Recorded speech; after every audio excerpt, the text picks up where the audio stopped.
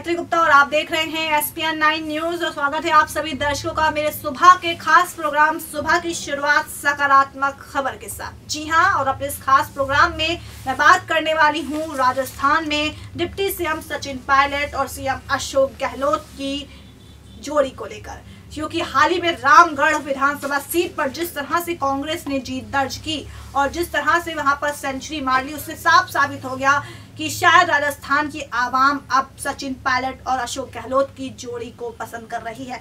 Ramgarh seat पर साफिया जुबैर खान ने जीत दर्ज की है और उन्होंने बीजेपी के जो उम्मीदवार थे खुशवंत सिंह उनको हराया है और बीएसपी इस सीट पर तीसरे नंबर पर रही थी। और साफिया इससे पहले अगर वहां राजस्थान में मंत्रिमंडल की बात की जाए, गहलोत सरकार की बात की जाए, तो लगभग 7 विधायक हैं, लेकिन साफिया जुबैर खान को मिलाकर अब 8 मुस्लिम विधायक हो गए। और साफिया जुबैर खान का ने जिस तरह से वो एक महिला होने के नाते वो उन्होंने काम किया, प्रचार प्रसार किया। निस्संदेह उनके दोनों बेटों ने भी उनका बहुत सहयोग किया। उनके पति तो पहले से ही राजनीति में सक्रिय हैं, जुबैर खान उनके पति का नाम है। तो ऐसे में उन्होंने जिस तरह से वहां पर सफलता का परचम लहराया है और इसमें इस तरह से साबित हो रहा है कि आने वाले दिनों में साफिया के दम पर या साफिया पर दांव खेलकर मुस्लिम वोट बैंक को और अच्छे तरीके से लोकसभा चुनावों के मद्देनजर रिझाया जा सकता है। अब ऐसे में क्योंकि साफिया का जिक्र पहले भी किया जा रहा था, इसलिए किया जा रहा था क्योंकि साले मोहम्मद जो कि पोखरण से विधायक है उनको मंत्री बनाया गया, लेकिन साफिया को ना तो टिकट दिया गया और ना ही साफिया के बारे में कोई जानकारी आई सामने। लेकिन रामगढ़ सीट से साफिया को टिकट देकर सचिन गहलोत और माफी चाहूंगी मैं, सचिन पायलट और अशोक गहलोत ने साफ कर दिया कि वो साफिया के लिए बेहद अच्छा सोच रहे हैं। और एक सकारात्मक सोच थी, क्योंकि 99 सीटों पर सिमटी थी बीते साल विधानसभा चुनाव हुए कांग्रेस वहां पर, और इसकी भी कहीं ना कहीं आलोचना की जा रही थी और फिर बीएसपी ने वहां पर समर्थन दिया। तो ऐसे में अब मायावती को मुंहतोड़ जवाब मिला है, क्योंकि अब वहां पर पूर्ण बहुमत की सरकार कहीं ना कहीं कांग्रेस की अब बन गई है, 100 उसके विधायक हो गए हैं। तो ऐसे में शायद अब मायावती भी कांग्रेस को धमका नहीं सकती कि मैं समर्थन वापस ले लूंगी, क्योंकि उन्होंने कहा था कि दलितों के मामले पर कांग्रेस सरकार कुछ करे जो केस दर्ज है, नहीं तो वो समर्थन वापस ले सकती है। अब मायावती कुछ भी करती रहे, कांग्रेस सरकार को कोई फर्क नहीं पड़ सकता है।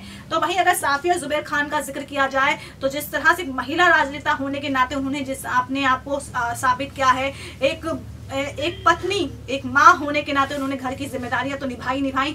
इसके अलावा उनके रूटीन का जिक्र किया गया तो 6 बजे से लेकर शाम के सुबह के 6 बजे से लेकर शाम के 7 बजे तक वो घर का काम करती थी। उसके बाद वो दौरों पर निकलती थी, जनता उनके घर आती थी और जनता से मुलाकात करती थी। यानी कुल मिलाकर पूरी तरह से सकारात्मक सोच है। और जिस तरह से अब 8 मुस्लिम विधायक हो गए हैं राजस्थान में कांग्रेस के, इससे साफ साबित हो रहा है कि आने वाले दिनों में लोकसभा चुनाव में कांग्रेस बेहतरीन प्रदर्शन कर सकती है, क्योंकि साल 2014 में जो लगभग 24 से 25 सीटें हैं राजस्थान में सांसद की, उस पर बीजेपी ने अपना कब्जा जमाया था। लेकिन अब ऐसे में 2014-2019 की तस्वीर में साफ पता चल रहा है कि शायद अब मुस्लिम समुदाय के आधार पर कांग्रेस वहां पर अच्छे सांसद जीत सकती है, क्योंकि साफिया ऐसी जगह से जीती है चुनाव जहां पर मॉब लिंचिंग जैसे मामले सामने आए थे।